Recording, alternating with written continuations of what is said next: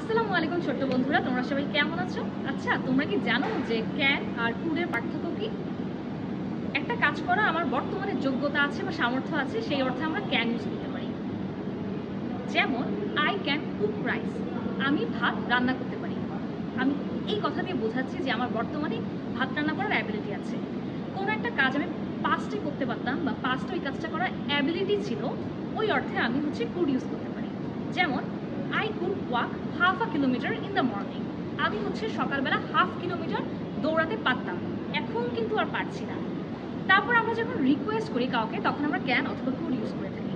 আমি যখন আমার কোনো ফ্রেন্ড অথবা ভাই বোনকে রিকোয়েস্ট করি, আমি কিন্তু বলতে পারি, ক্যান বলতে পারি।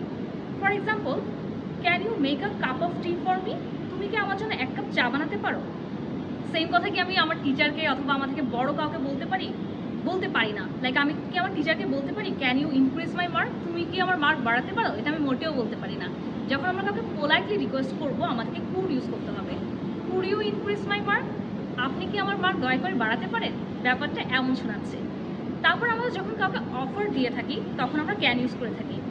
I can make mango juice for you, আমি তোমার জন্য ম্যাঙ্গো জুস বানাতে পারি। আমি কিন্তু তাকে অফার দিচ্ছি।